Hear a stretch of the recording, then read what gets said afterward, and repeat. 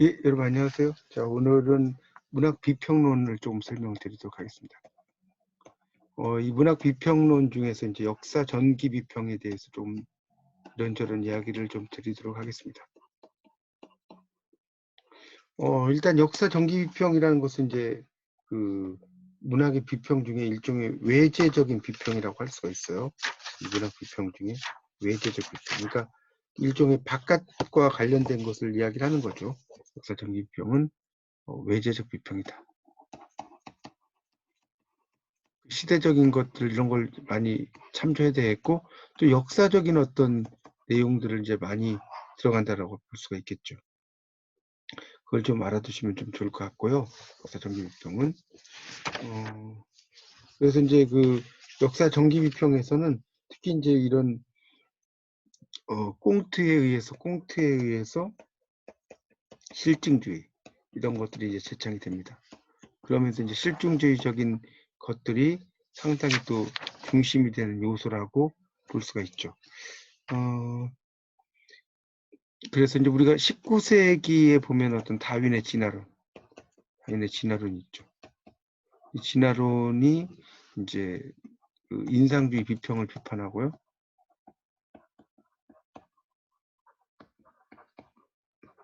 그 다음에 다시 이제 19세기 말에 또 이 역사학이 발달하죠.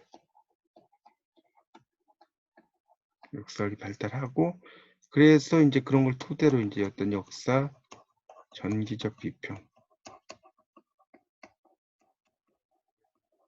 이런 게 확립이 됩니다.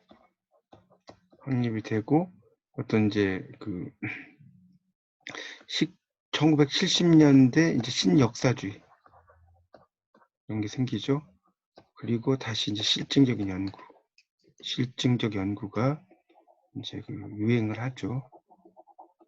이런 구조로 되어 있습니다. 그래서 이제 우리 프랑스의 그 시인, 소설가이자 비평가, 시인이고 소설가이고 비평가죠. 이 사람이 이제 생트 베브의 말이 되게 유명하죠. 생트 베브. 이분이 한 말이 뭡니까? 그 나무의 그 열매. 이런 말이 있습니다. 그러니까 나에게 있어 문학적 산물은 그 사람과 그의 성격의 나머지 것들과 유리되지 않는다. 떨어져 있지 않다. 나는 개별 작품을 즐길 수 있지만 그 사람 자체를 알지 못하고 작품만 독립적으로 판단할 수는 없다. 그러므로 그 나무의 그 열매란 말을 쉽게 인용할 수 있다. 이런 말을 하죠. 그러니까 그 생트베브는 이제 그 작가를 둘러싼 환경 이런 걸 강조하는 거죠. 작가를 둘러싼 환경. 작가를 환경을 강조한다고 볼 수 있어요. 그래서 이제 또 이제 텐이라는 사람은 이제 그 문학 결정의 본질적 요소로 인종과 또 환경과 시대 이런 걸 또 이야기를 하죠. 인종이라고 하는 건 뭡니까? 이거는 이제 일단 그 나무의 그 열매부터 좀 설명할게요. 그 나무는 이제 또 작가라고 볼 수 있겠고요. 그 열매라고 하는 것은 작품이라고 볼 수 있어요. 그 작가에게서 그 작품이 나온다는 거예요. 인종이라는 것은 작가 개인의 기질을 결정하는 인종이라고 하는 것은 어떤 선천적이고 또 유전적인 요인이죠. 이 환경이라는 건 이제 후천적인 거죠. 그래서 이제 그 작가와 작품을 둘러싼 사회적 환경. 시대라는 것은 일종의 이제 영향관계죠. 어떤 영향관계를 주고받았느냐 이런 것들을 좀 잘 보시면 됩니다. 그러니까 뭐 선후배 예를 들어서 백석의 이제 시를 윤동주 시인이 필사를 하면서 상당히 영향력을 많이 받았죠. 윤동주의 시에 보면 어떤 자아성찰이라든가 이런 것들은 이제 백석의 시의 특징이 나와 있죠. 이런 게 이제 일종의 영향관계라고 볼 수가 있습니다. 그래서 이제 그 역사 정기 비평에서 이제 원전 비평이라는 것이 상당히 중요한데 이 원전 비평이라는 것은 어떤 권위 있는 그 원전 비평이라는 말이 있는데 이 원전 비평이라는 것은 그 권위 있는 판본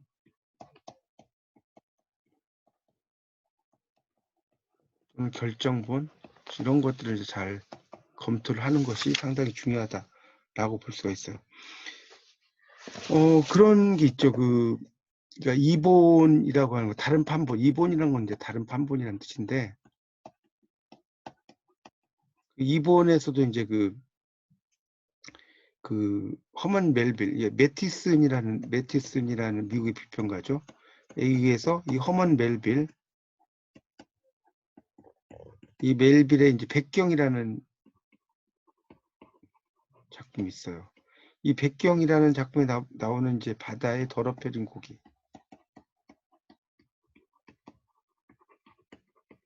이게 이제 영어로는 뭡니까? Soiled Fish of the Sea라는 이제 게 있는데, 이 매티슨 이 부분을 이제 지상의 바다는 물론 보이지 않는 정신의 심해에 공포를 의식을 하고 있었어요. 그러니까 이런 것들이 있는데, 하여튼 이 소일이라는 게 흙이라는 뜻도 있고 더럽히다는 뜻이 있어요. 동사로 쓰이면. 여기 ed가 붙은 거죠. 자, 이렇게 이제 했는데, 이제 후대 원전 비평 작업 결과 매티슨의 해석이 오류가 있다. 그래서 매티슨이 새롭게 해석한 바다에 더럽혀진 고기라는 부분이 실제로는 이게 아니고요.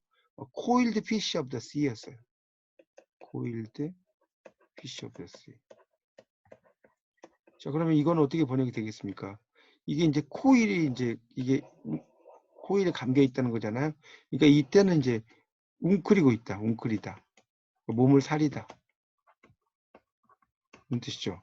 그러니까 바다 깊숙이 몸을 사리고 있는 고기라는 그것을 잘못 이제 이렇게 해서 오식이 됐다라는 의미로 이해하실 수 있겠죠. 자, 그다음에 이제 찬기파랑가에 대한 이제 해석이 되죠. 향가 중에 찬기파랑가. 기파랑의 인격을 찬양한 노래인데, 이거는 이제 뭐 이 양주동이 이제 양주동 박사가 해석을 했고, 오그라 신페이 뭐 이런 분의 이제 해석도 이제 김성기, 지원영 교수 뭐 여러 해석이 있는데, 이 김한진 교수의 해석은 이노이첨이라고 하는 것을 흐느끼며 바라본다는 걸로 이제 해석을 했어요. 거기 이제 한자로 보면 인, 오,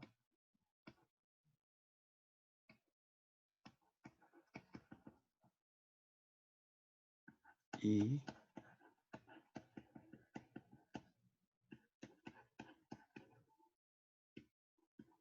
첨이. 이걸 이제 흐느끼며 바라본다. 이거에 대한 해석을 흐느끼며 바라보며. 이거는 이제 김한진 교수의 이제 해석이죠.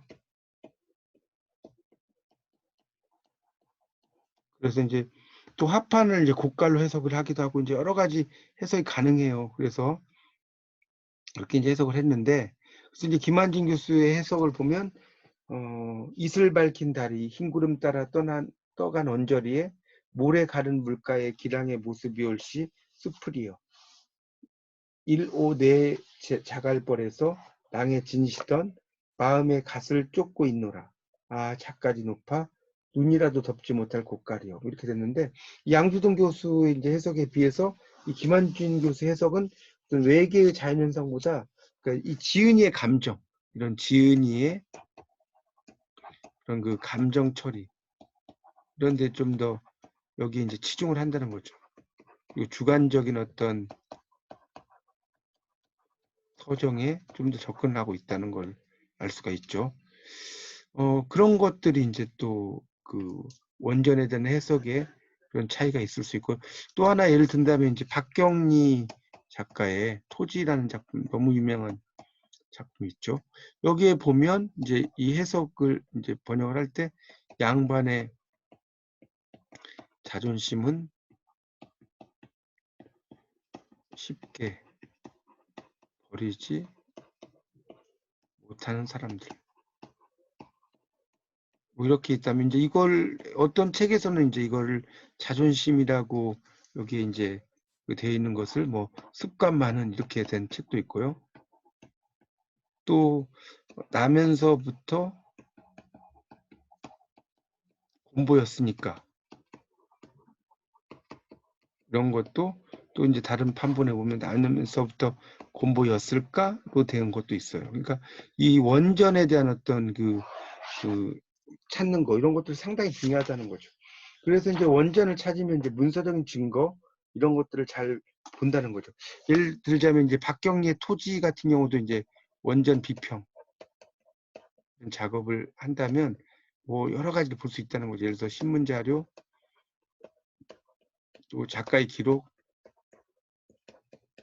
이런 것에 이제 의거를 해서 뭐 도서관, 뭐 헌책방을 뒤져서 한 이제 10여 가지의 그런 그 판본을 확보하는 거 이런 게 또 중요하다고 볼 수가 있겠습니다. 그래서 이제 그런 내용들이 있고요. 그래서 이제 그래서 이제 보면 기본 텍스트를 이제 이런 걸 할 때는 당연히 이제 기본 텍스트를 이제 많이 결정을 해야 돼요. 기본 텍스트. 어떤 걸 할지 결정을 해야죠. 예를 들어서 뭐 2본 중에서 이제 최선본 이런 것을 이제 선택을 해야 되겠죠. 이런 게 상당히 중요하고 그 다음에는 보겠어요. 상위점들의 대조조사. 상위점들이 있을 거 아닙니까? 이 책들에 이런 걸 대조하고 조사를 해야 돼요. 그리고 이 판본의 족보를 따지는 거죠. 족보. 이런 것들이 어떻게 돼 있는지 그렇게 함으로써 이제 결정본을 선택을 하는 거죠. 결정본을 선택하는 겁니다. 그러니까 처음에는 이제 1번은 문서적인 증거, 이제 1번이 되는 것이고 기본 텍스트 결정 2번이 되는 것이고 상위점 대조 3번, 판본의 족보 4번, 결정본이 5번이 되겠죠. 자, 이런 것들을 잘 따져서 보는 것이고 그래서 이 역사 전기 비평이라고 하는 것은 이제 어떤 그 중에서도 이제 그 비판적인 판본 이런 것을 이제 잘 골라야 된다는 거죠. 비판적 판본. 비판적 판본이라는 것은 뭐겠어요? 전문가의 권위가 있는 판본 이런 것을 이제 이야기하겠죠. 자, 그래서 이제 이 그레브스타인이라는 사람이 나오죠. 그레브스타인. 이 그레브스타인이라는 사람은 비평가는 이 당대 비평의 전망에서 역사 전기 비평의 항목이 있죠. 거기 보면 이제 첫째부터 나오면 첫째는 믿을 만한 원전을 사용한다. 믿을 만한 원전.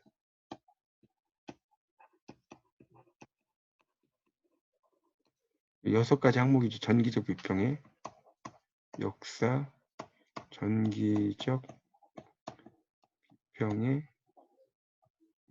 6가지. 첫 번째가 이제 믿을 만한 원전을 사용하고 두 번째는 그런 그 작품이 창조될 당시의 특수한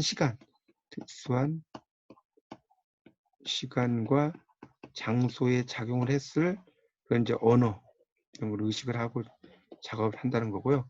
세 번째로는 이제 그 작가의 인생과 물질적 환경 이런 걸 작가의 인생이 있겠죠. 작가의 인생. 그다음에 물질적 환경 이런 걸 잘 검토를 하라는 거죠. 그리고 이제 네 번째는 그 작가의 작품을 이제 전시대라든가 동시대의 것과 비교를 해서 이제 그런 걸 잘 따져보는 거죠. 그런 것들이 상당히 또 중요하다고 볼 수가 있겠죠. 그런 것들이 중요하다고 볼 수 있습니다. 그래서 이제 그런 여러 가지를 따지고요. 그래서 이제 우리가 이 역사 이제 전기적 비평에서는 특히 이제 전기적인 생애, 이제 전기적 작가의 어떤 전기적인 생애 이런 것도 상당히 중요하죠. 전기적 생애. 작가의 생애를 잘 따져봐야 되죠. 그러니까 이 생애가 작품 속에 어떻게 돼 있는지. 그래서 그 보면 이제 작가에 대해서 정신적인 자질이라든가 뭐 또 출생지, 출생 연월일, 출생지 풍물 뭐 등등도 있고요. 그 다음에 또 가족, 친지, 혈연관계 등등등 뭐 여러 가지가 있겠고 또 뭐 체질, 그 다음에 건강 상태 학력, 또 재산 정도, 그다음에 이제 뭐 애정관계 등등등 이런 것들 다 따져봐야 돼요. 이 전기적, 그러니까 정말 이 위대한 작가가 된다는 것은 이렇게 자신의 신상이 다 또 털릴 수 있다는 거예요. 그런 것들이 이제 전기적 생애에 들어가는데 거기에 이제 전기적 생애에 하나가 이제 첫 번째가 이런 그 포괄적 연대기라는 게 있어요. 포괄적 연대기. 이거는 일종의 그 다큐멘터리식 전개라고 볼 수가 있겠습니다. 다큐멘터리식 전개라고 볼 수가 있죠. 그래서 이제 시간적 순서대로 이제 어떤 작가에 대해서 이 포괄적 연대기는 시간적 순서대로 나열하고, 그다음에 이제 약간의 부연 설명 이런 것들 해놓는 것이 이제 포괄적 연대기죠. 뭐 그런 것들이 있습니다. 그런 여러 가지의 내용들을 볼 수가 있어요. 그러니까 예를 들자면 뭐 김기림이라는 시인은 여러 가지를 했죠. 신문 기자도 하고 또 뭡니까 교원도 하고 또 가수원 경영도 했어요. 가수원 경영. 이게 다양한 직업을 했죠. 그러니까 이런 것들 통해서 뭐예요? 변화를 추구하는 경향이 있겠죠. 그래서 이제 이것들이 뭐겠어요? 기상도란 그 시의 잡다한 이미지로 가는 거죠. 그다음에 또 하나는 이효석이라는 이제 작가는 되게 뭡니까 서구 지향적 일상생활, 피아노도 있고 뭐 커피 같은 것도 이제 마시고 막 이러죠. 그러니까 이게 작품의 서구 지향적 특징이라는 거예요. 작품에 이런 것들이 이제 있다라고 볼 수가 있겠죠. 네, 그다음에 이제 문학적 초상화라고 하는 게 있어요. 문학적 초상화. 두 번째는 문학적 초상화. 이 문학적 초상화라는 것은 이제 그 배경 설명은 최소한을 줄이고 이 독자는 이제 저자가 선택해서 성격 양상을 보는 거죠. 그래서 이제 뭐 어떤 성격 묘사라든가 프로필이라든가 이런 것들이 이제 다 문학적 초상화에 들어갑니다. 자, 그다음에 이제 유기적 전기. 유기적 전기라고 하는 것은 이제 이 문학적 전기인데 이제 작가에 관한 모든 자료를 비평가라는 용광로 속에 이제 뒤섞어서 용해를 하는 거죠. 그런 다음에 이제 비평가가 해석을 하는 겁니다. 그러니까 이 작가에 관한 그런 모든 자료를 그런 이제 비평가라는 용광로 속에 뒤섞어서 용해를 하는 거죠. 그리고 나서 이제 비평가 해석을 한다고 볼 수가 있겠습니다. 그런 내용들이 이제 쭉 이어지니까 이제 보시면 되겠고요. 그 다음에 이제 뭐 구체적인 어떤 예시 같은 거를 이제 본다면, 그래서 김소월 작가가 있다. 그럼 김소월 작가에 대해서 역사 전기 비평으로 본다면, 만약에, 이름이 이제 본명이냐, 필명이냐, 그 다음에 출생지가 어떻게 돼 있느냐, 출생지가 있고요. 그 다음에 이제 가족 관계가 어떻게 돼 있느냐, 그다음에 뭐 학교 문제라든가 학력 이런 문제라든가 또 경력이라든가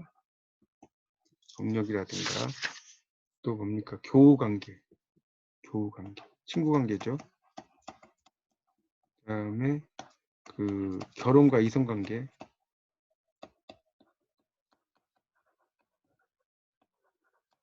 뭐 그다음에 뭐 자녀도 있을 수 있고 또 문단 어떻게 이제 진출했는지 경력 같은 것도 있을 수 있겠죠. 그리고 뭐 작품 활동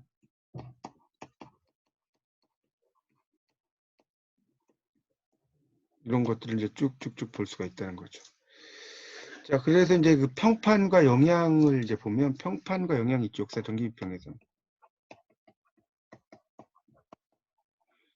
그러니까 이 영향이라고 하는 건 특히 이제 이걸 분석을 해보면 이 작가의 평판이 특수한 창조적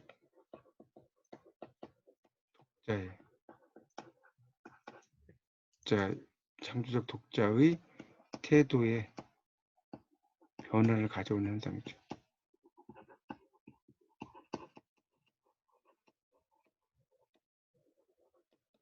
이렇게 볼 수 있겠죠.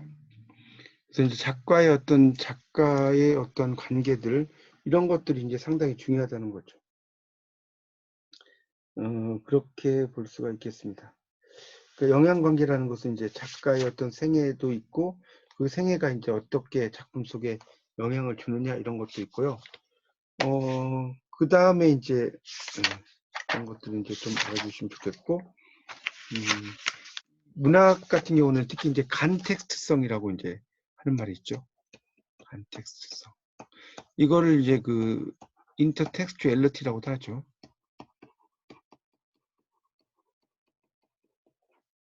이렇게 이제 이야기를 하는데 이 간텍스트성이라는 것은 이제 선후배 작가의 작품들, 그러니까 선후배 작가의 작품 또 동시대도 있죠. 동시대.